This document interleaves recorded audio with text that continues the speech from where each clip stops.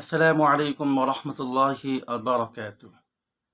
প্রিয় সুধী, প্রিয় দর্শক, একটা বিষয় গুরুত্বপূর্ণ মনে করলাম।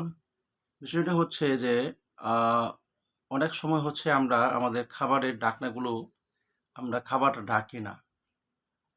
তো হাদিসের মধ্যে আসছে, এটা স্পষ্ট হাদিস, যে হচ্ছে যে খাবারটা হচ্ছে আপনি রান্না করতেছেন বা যে পাত্রের মধ্যে আপনি খাবারটা রাখতেছেন, ওই পাত্র যদি আপনার ঢাকা না থাকে, তাহলে ওই খাবারটা খেলে আপনি বিপদের মধ্যে পড়বেন।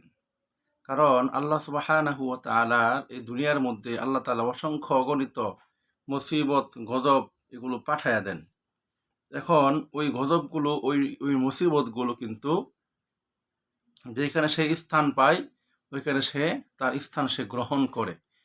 তাহলে বিশেষ করে বলা হয়েছে যে মাগরিবের পর বা সন্ধ্যার পর বলা হয়েছে যে আপনি আপনার যে পানির যে পানির যে বোতল রয়েছে অথবা পানির যে জগ রয়েছে বা আপনার খাবারের যে ডেক পাতিল রয়েছে, যদি ঢাকনা নাও থাকে, আপনি একটা কাঠি বা একটা কলম দিয়ে হলেও বিসমিল্লাহ বলে ওটার উপরে আপনি রেখে দেন।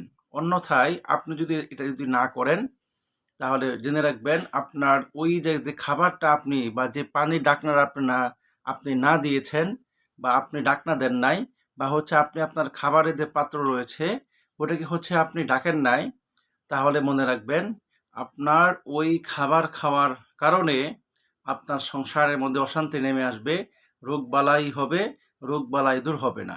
তো বিশেষ করে মা বোনেরা এই কাজগুলো করেন।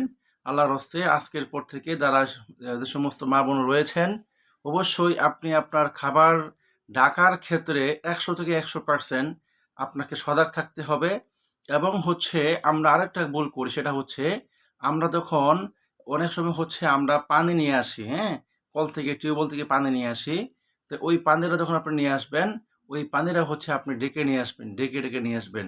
অন্যথায় ওই পানিটা যদি আপনি না ডেকে নিয়ে আসেন, তাহলে কিন্তু আপনার ওই যে পানিটা যখন আপনার খোলা থাকলো, ওই পানির মধ্যে হচ্ছে আপনার শয়তান ওইখানে আপনার অবস্থান করে, ভাইরাসগুলো ওইখানে অবস্থান করে।